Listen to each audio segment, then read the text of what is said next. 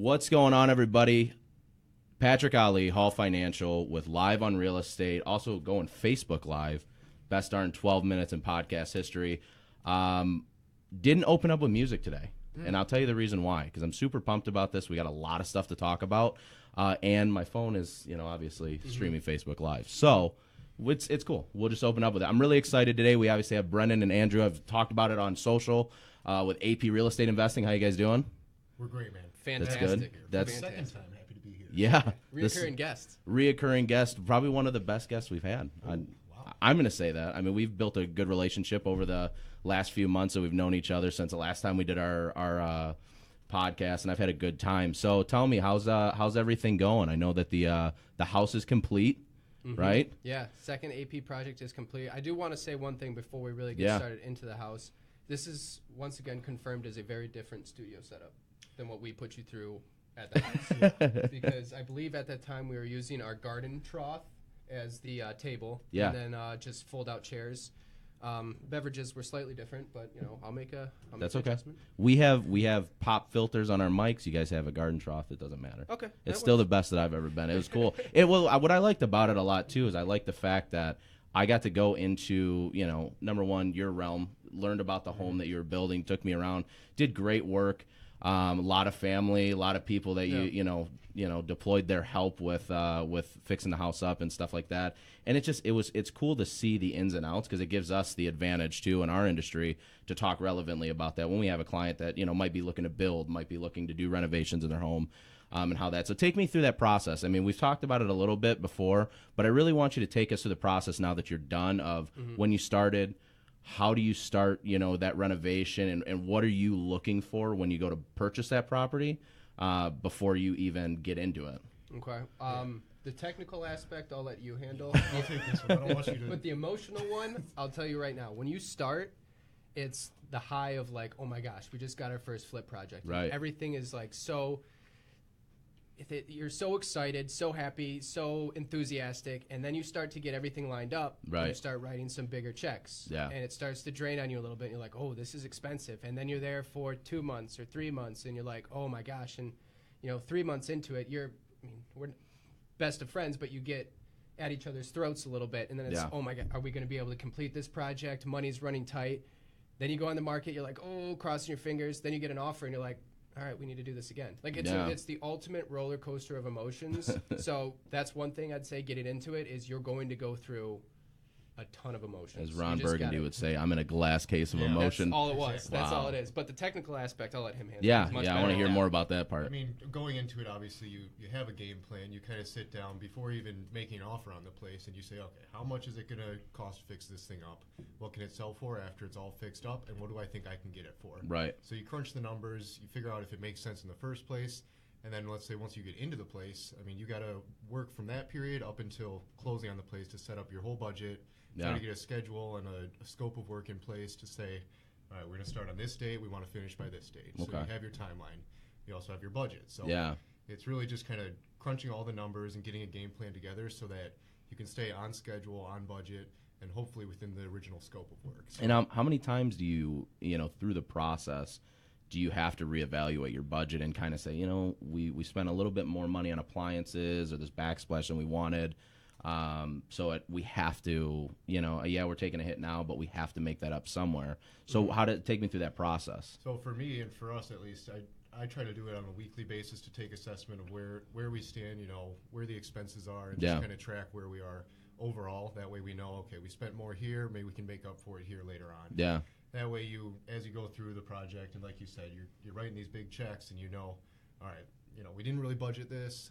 We have to adjust now later on. So. Yeah, and our first project, we went to a hardware store like Lowe's or Home Depot, and we looked at all the prices of the items, and we kind of made a line item list. Yeah. And that's how we did the first one. So if you're looking to get into your first flip, that's what we would recommend, because you can get an idea of what everything costs. You're not going to hit it right on, but at least you'll kind of have an idea. Right. Then what we did is we had a spreadsheet of what we spent on the entire first place, and we used that going into the second place. Like, okay, we know what this costs. We know where, appliances, we hit it within $100. Yeah. We hit pretty much everything pretty close. Yeah. Except for drywall. It's unbelievable. We've done 2 projects and we haven't even budgeted for drywall in either of them. Right. Didn't learn our lesson. We need a third time's a charm. Yeah. The best advice I can give on budgeting, and just be conservative. Yeah. Because you're gonna go over in some areas. Yeah. Without a doubt. So just be conservative with all your estimates, I would say. For sure, for sure. And so even take me back, even before you get started, when you're looking at a home, I mean, you know, obviously Zillow, a lot of houses have, you know, a lot of great pictures, and you can do some companies have great marketing where they can do 3D views of the home and stuff like that. I mean, is that something that you're going around together up front and you're like saying, you know, like, hey, here's what we're going to do in the kitchen, and you have a good evaluation of what that kitchen should look like when you're done? Or is it something that, you know, we're going to lay down the floor, we're going to figure out the cabinets, and we'll figure out the counter, you know, and work your way up step by step before you're even looking into buying the house? It's a little bit of both, really, because when we walk through the place, this one we go through and we said, oh, this would be interesting to do here. We could add a bathroom here, and we had all these ideas, but we didn't have any sort of blueprint for it. Yeah. Then once we closed on the place, we walked through with a designer and a contractor, because you can have great design ideas, but it doesn't mean anything if it's not doable. Do it, yeah. Right. So, you know, we knew we wanted to add a bathroom, and originally we had a plan. Maybe we're going to put it in this part of the house, right. But upon further inspection and with the contractor there, okay, we're going to have to do it here. So let's work our design around that. The kitchen, we pretty much knew exactly what we wanted to do. Originally, we wanted to do like an island, but once again, you get the contractor in there and they go, okay, well, to do an island, you have to have outlets. To do outlets, you have to run it underneath. It's concrete. You know, so there's all these different factors where you have the vision, but until you really sit down and go through it all and what's plausible, that's when... Well, and I'm upset too, because it's a good and a bad thing. I mean, this is like for me, it's a bittersweet thing. I'm upset that when you put it on the market that it went so quick, because I couldn't get more people to come in and see it, because it's just such a great place. But it's very interesting to me to see, especially when you do your before and afters on social. So anybody out there, AP Real Estate Investing on Instagram, on Facebook, you can see the before and the afters of these projects, and then there's videos in between of them, you know, doing the work, and to me, it's not a half-hour episode on, you know what I mean, TLC or HGTV or whatever it may be. Which that rhymed, that was pretty good. Nice. And bars. I'm working on it, bars for days. You know, it's not that half-hour episode. There's a lot of things that go into it, and yes, it's a fun process, and you get to be selective, and you can say, you know, I want this place to look like somewhere I would want to live, you know, but also at the same time, how do you coincide that with, okay, well, somebody else is going to want to live here too, so I might not be able to, because for anybody out there that hasn't seen the house yet, I would at least take a look at it, because there's a shiplap is great on there, which, I mean, should we do a quick plug on who did the shiplap? Yeah, so the AP minion, Jordan.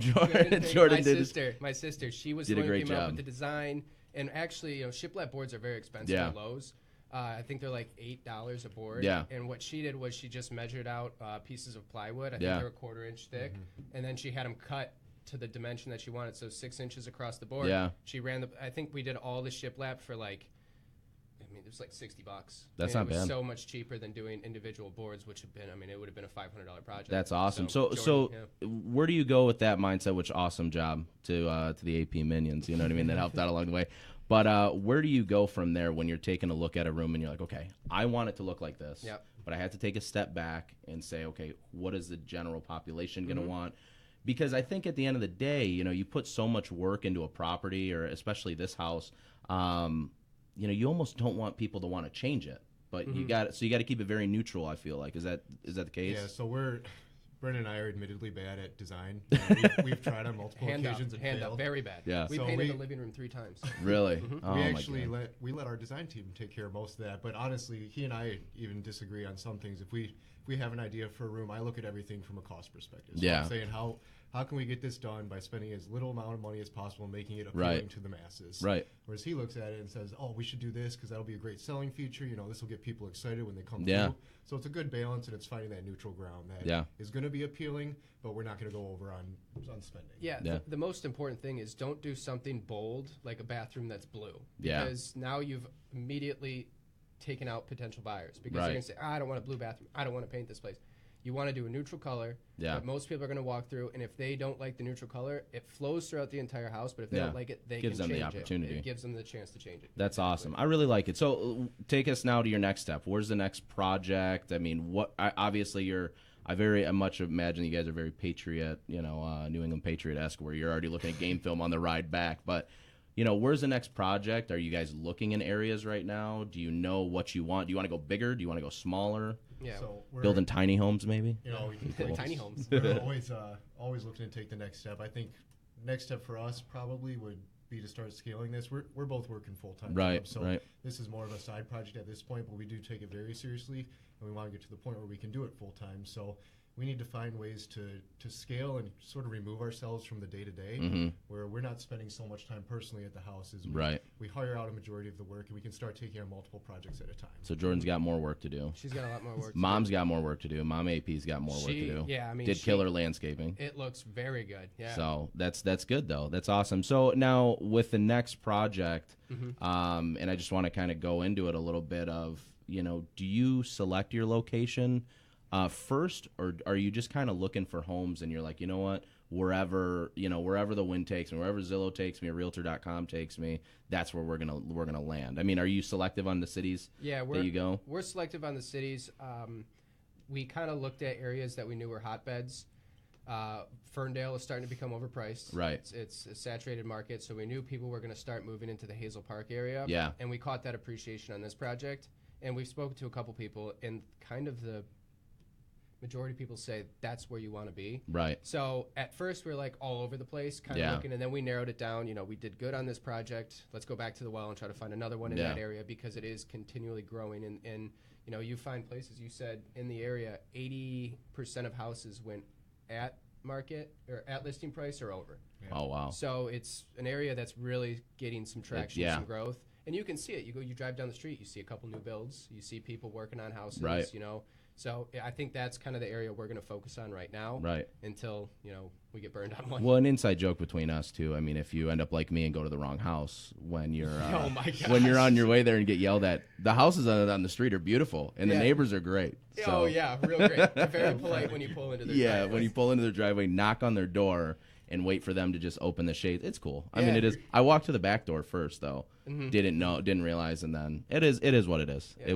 It was all in good timing, I guess. Yeah. Explicit vocabulary. Right. So, I mean, obviously, there's a huge elephant in the room right now between all three of us. And let's get to the more unfortunately, Henry's not in the office today. He's not feeling good. He's running scared. He's not feeling good. Probably playing, Tiger Woods PGA or something right now. He can go to North Carolina. He can play college golf. Uh-oh. When you stand down the barrel of the AP boys. Uh-oh. That'll make Tiger shake in his boots. For everybody out there on the podcast or everybody on the live, so we decided that we were going to do an AP Boys versus Hall Financial golf challenge. We have 2 collegiate golfers that'll be playing. Then we also have 2 non-collegiate golfers that'll be playing. Guess which one's which. Guess which one is which. So, I think we set the date, 22nd. Yeah. Right? We're doing the 22nd. Course is going to be TBD for now. We're not going to disclose that, but we're going to have some great content. We'll maybe do some lives from there, have a nice production.